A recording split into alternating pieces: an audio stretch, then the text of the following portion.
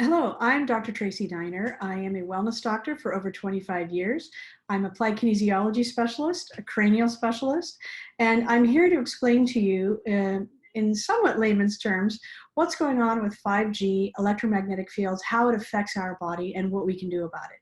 So I've put this together with the latest research, and I hope that you find it useful. I hope that you use it and take care of yourself, your family, and your friends. So here you go. Okay, so 5G, the good, the bad, and the ugly. What you need to know to keep you and your family safe. First off, what are EMFs? Electromagnetic fields. EMFs are frequencies or fields that we cannot see, but are produced from cell phones, Wi-Fi, Bluetooth, microwave ovens, cordless phones, baby monitors, smart meters, chargers. They have both an electric and a magnetic field combined, thus electromagnetic field, or EMF. These invisible waves are perpendicular to each other and have a positive and a negative field, which creates a vortex of movement of energy when they combine. We need to know that later. Okay, now, are we safe from EMFs? Who regulates that? The FCC regulates the telecommunications industry, and there's been no new safety guidelines set for EMFs since 1996. That was before Wi-Fi. Okay, the FCC is run by people with ties to the telecom industry, and the telecom industry is a multi-billion-dollar business with a huge presence of lobbyists in Washington, D.C., even more powerful than the pharmaceutical industry. So whose interests are really being served? Okay, so this presentation will give you the latest research from non-biased sources and credible studies for you to make an informed decision for you and your family. And everything that I'm presenting to you, I am citing the research on the end of at the bottom of our slides. So let's look at this. What's changed in our world? Exponential growth of cell towers and Wi-Fi. If you look at the picture on above, in 2003, look at the purple. The purple are the cell towers and Wi-Fi around our country. Let's look at 2018 below. Look at that sea of purple. Those are cell towers and Wi-Fi around our country. And this is in 2018. So this is before 5G is coming out, okay? Changing our world. Now, something else that's important for you to know, our bodies are electrical. So the human body is a sophisticated electromagnetic system. Our brain and our heart have magnetic fields and run on electricity, which is why we can shock our stopped heart back to life. I'm sure you all heard of EEGs, electroencephalograms that measure brain waves, pacemakers, muscle stem. They're electric and they affect our organs. Now here's something that's also very important. Our mitochondria, which is our powerhouse of all of our cells. These mitochondria are what give our cells the energy to reproduce, to regenerate, to heal, okay? And they are very sensitive to electrical magnetic fields. So are our liver enzymes. Those cells operate on electrical conductivity. Now, some definitions that are important for you to know. Ionizing versus non-ionizing. The ionizing is what breaks down DNA. You'll be familiar with that with X-ray, gamma ray, nuclear radiation. That's ionizing radiation. We know it's very harmful to our cells and our DNA.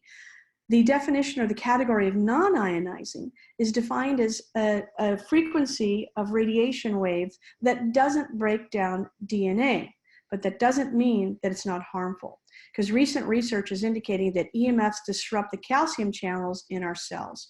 So let's look at that. EMFs affect our calcium channels in our electric cells. So each one of our trillions of cells in our body have microscopic channels. It's membrane, which allow calcium and other minerals to flow in and out of the cell. They're called VGCCs, or short for voltage-gated calcium channels. When a foreign electromagnetic field, like cell phone signals, hits the cell, it literally causes the doors of these calcium channels to stay stuck open, allowing excessive calcium to flow into the cell seconds after an exposure. Also, things to flow out of the cell that may not be able, that shouldn't. Okay, so this excessive calcium in your cells leads to, one, breaks in the DNA. But wait, I thought you said that non-ionizing doesn't break the DNA. That's by definition, it's category.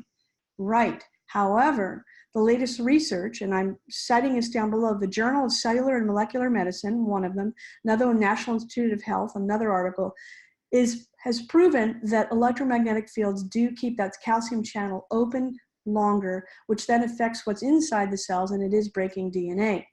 Bad, bad, bad, okay? This can cause cancer, breakdown of the blood-brain barrier, male and female infertility, psychiatric symptoms, oxidative stress. This is also something that we will talk about more in detail, which leads to inflammatory diseases, heart irregularities, cardiac death, hormonal disruption.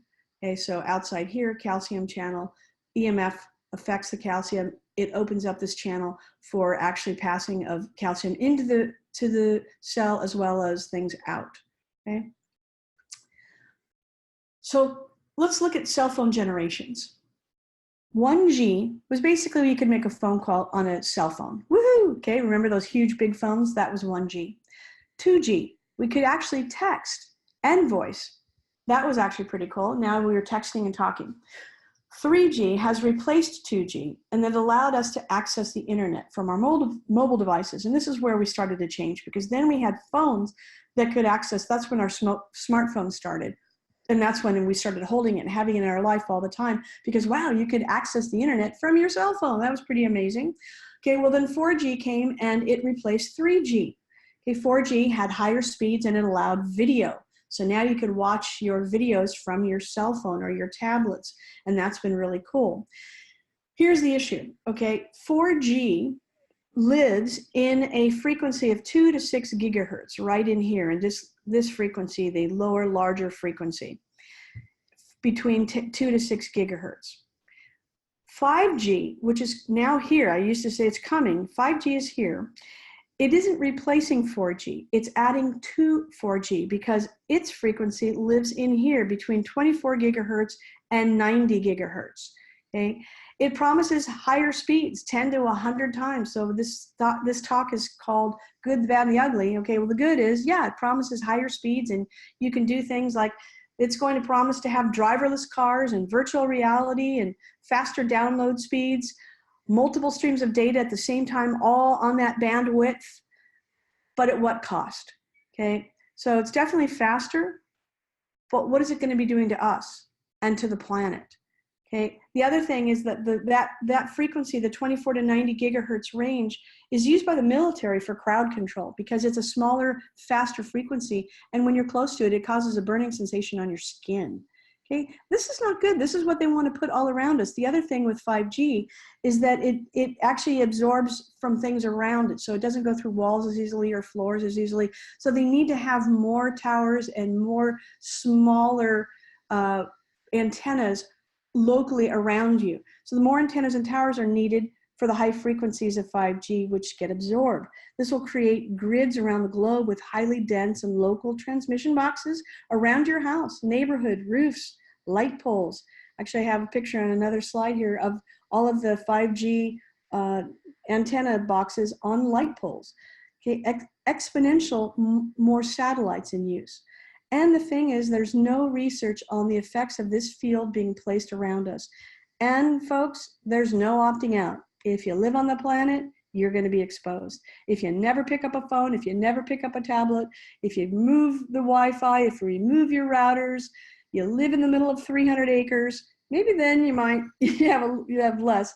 However, it is going to be around our globe. Here's some research. World Health Organization in 2011 classified microwave radiation from cell phone, Bluetooth, Wi-Fi, and cell towers as a class 2B possible carcinogen based on studies linking cell phone radiation to brain tumors. Brain tumors are the leading cause of cancer-related deaths in children up to age 14.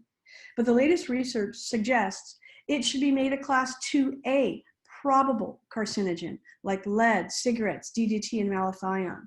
So here's some research.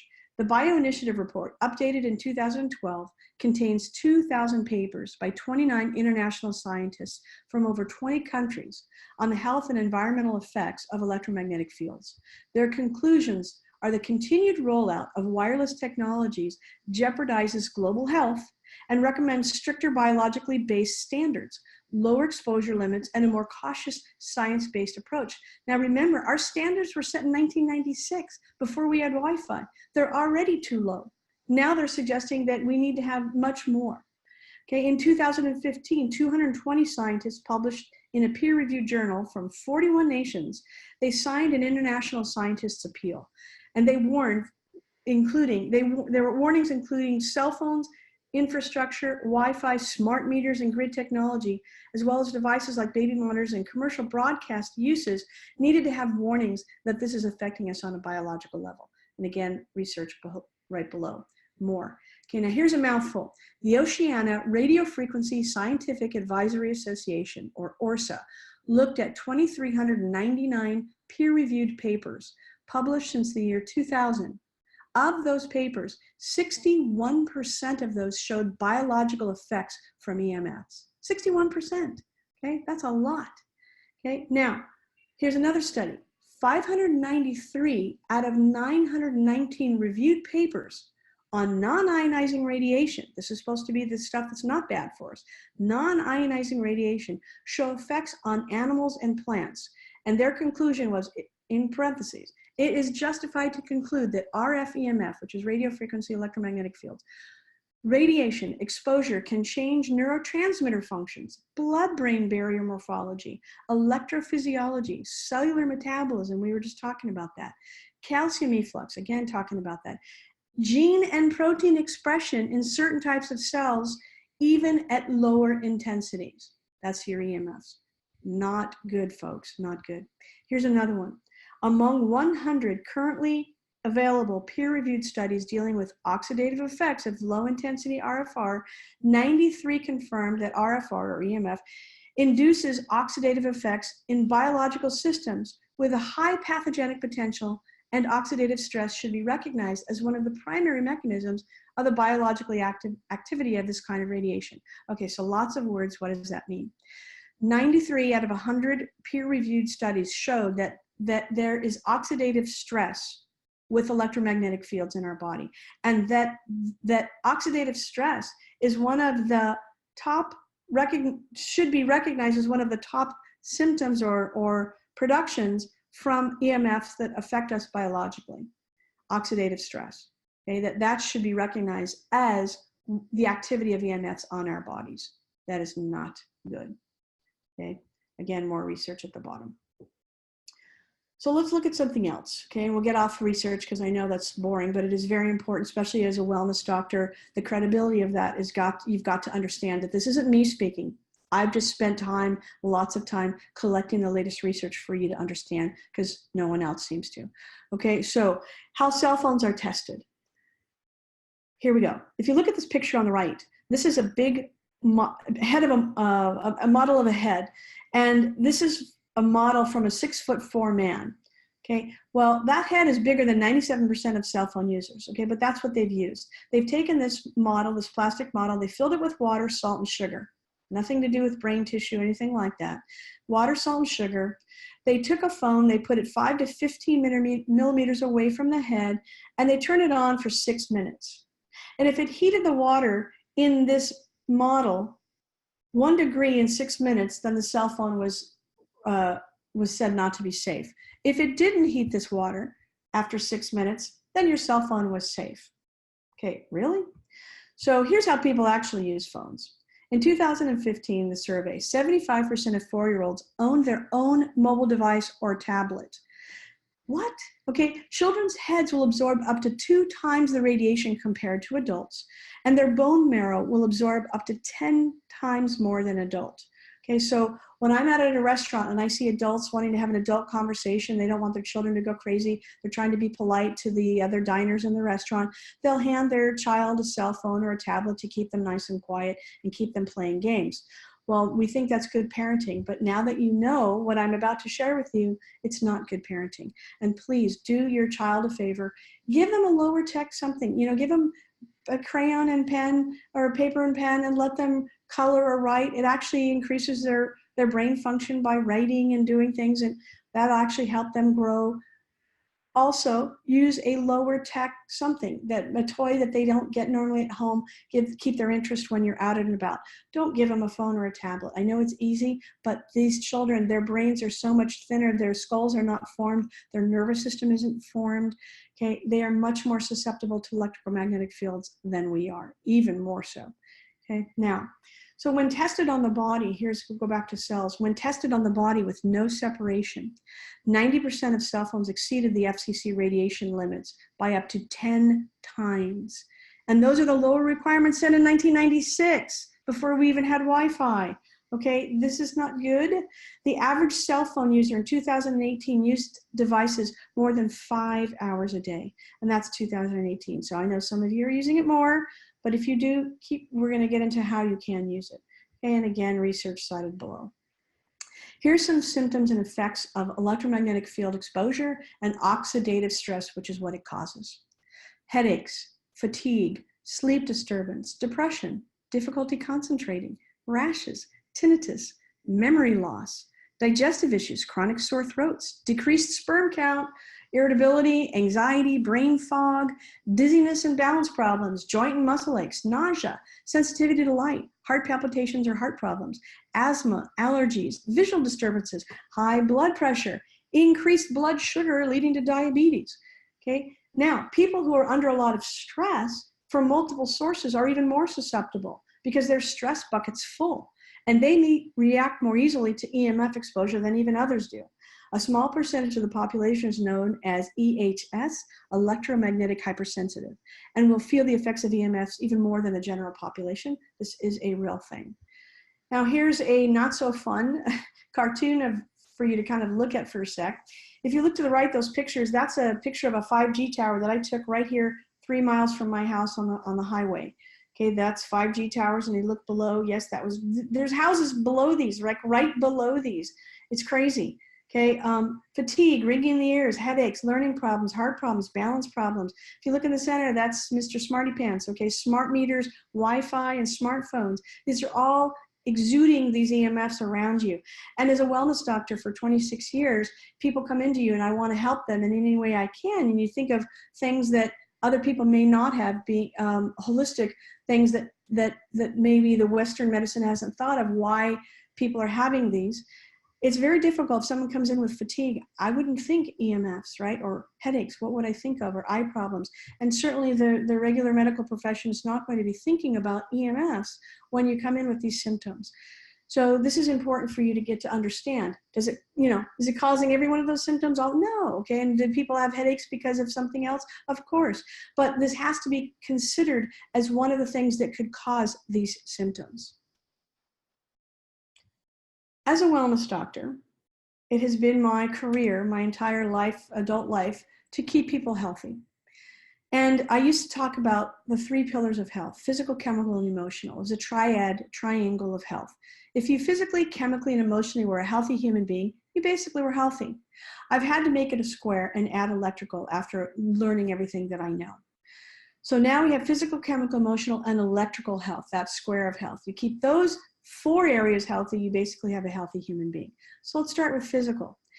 Exercise, stretch, yoga, chiropractic, massage, okay, all of those, when done regularly, help to keep and maintain your physical health.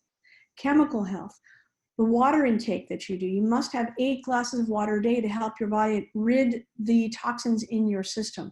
Good vitamins, okay, go to a nice, a really good vitamin store or your local chiropractor, naturopath, people that have a good vitamins, because the vitamins on the shelves and stores tend to be a lower quality if they're cheap.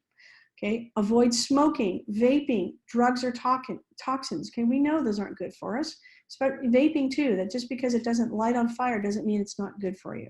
It has chemicals and toxins. Okay, what you ingest or breathe is your chemical health. Emotional health, decreasing your stress. Okay, deep breathing. You can do circular breathing. Inhale for 5 seconds, hold for 5 seconds, exhale for 5 seconds.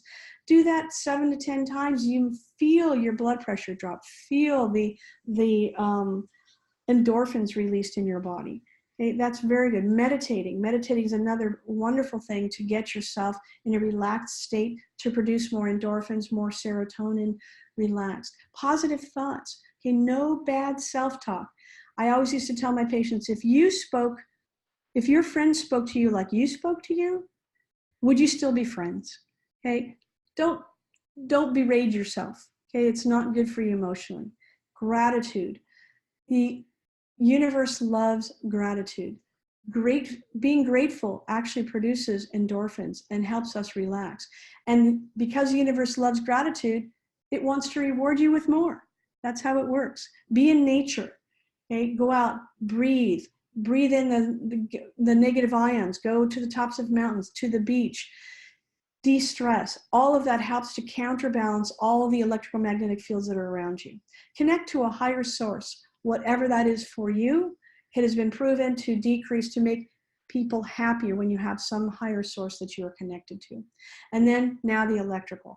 Minimize your electrical magnetic fields. And we're going to get into how you do that using speakers and cordless or corded headsets, wearing Magnetude jewelry. I'm going to discuss that in a minute, avoiding routers near you, and unplug at night. Okay, so let's get into that a little bit more. Magnetic therapy.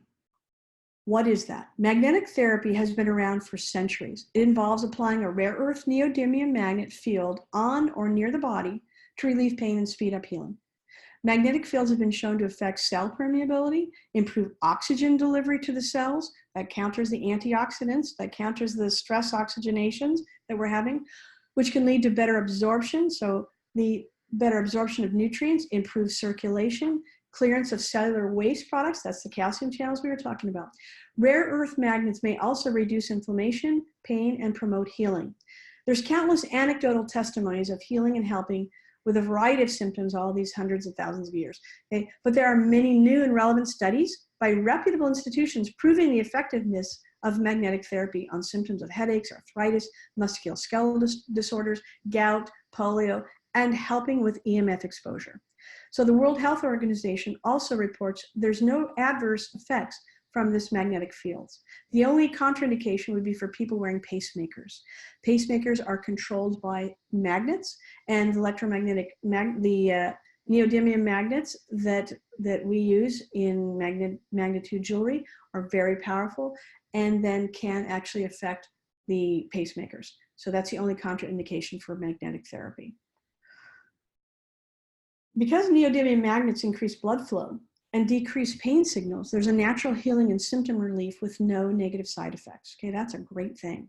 Neodymium magnets have been documented in helping with the following: protecting from EMFs, helping osteoarthritis, neck pain, low back pain, knee pain, sleeping disturbances is a big one, greater flexibility, quicker recovery times for sure, depression, better rest, improved circulation, and increased energy.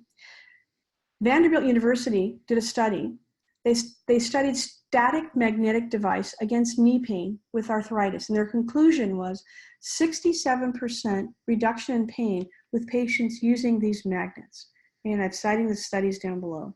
There's another one. A double-blind study shows magnets improve patients with frozen shoulder by increasing blood flow to the area for healing. Frozen shoulder loses blood flow, which is why it can't heal. The magnets help to increase the blood flow, helping that healing.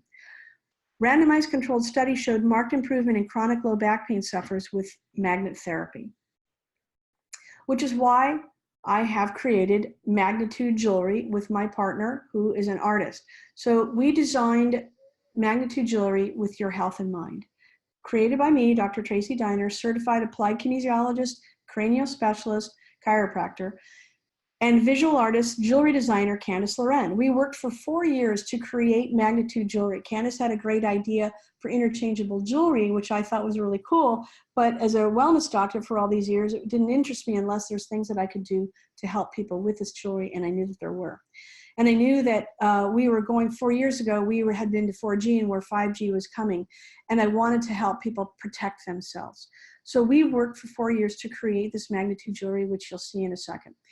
It is interchangeable biomagnetic jewelry with powerful N52 neodymium magnets, the strongest on the planet. We have them made, we have them gold plated, so they look jewelry quality, but they attach all of our, what we call tudes, our gems, to our bases. On the back, we have infrared, germanium, and negative ions embedded. This helps not only to repel EMFs from your body, but increase blood flow and increase serotonin. Also helping with increasing anti-inflammatory and healing. So that's what Magnetude jewelry has done. And Magnetude jewelry with EMFs. Now EMFs, have positive and negative polarity fields and create a vortex of movement of energy when they combine. I started this talk telling you that we're going to talk about that again. So this vortex of energy around the body, our jewelry is created with that polarity in mind to repel the EMFs and to help shield you from that detrimental frequencies. Our jewelry is not only healthy, it's interchangeable, it's beautiful, it's affordable, made out of surgical stainless steel, no base metals, and it's fun. It makes thousands of combinations. It makes it fun to wear jewelry and match all your outfits. We wanted you to match all your outfits because we want you to wear it all the time, because EMFs are around you all the time. So attitude to match your attitude, right? That's our slogan, attitude to match your attitude. This beautiful jewelry, all interchangeable, making thousands of combinations. That's what Magnetude jewelry looks like. Now, what can I do to minimize my exposure? So here's what you all really want to know, but I needed to get you there and need you to explain why. Eliminate the source. If you can, you want to eliminate the source. Now, I understand you're not going to be getting rid of your Wi-Fi. You're not going to lose your cell phone. So then what you need to do is create distance. Keep your phone a foot away from you.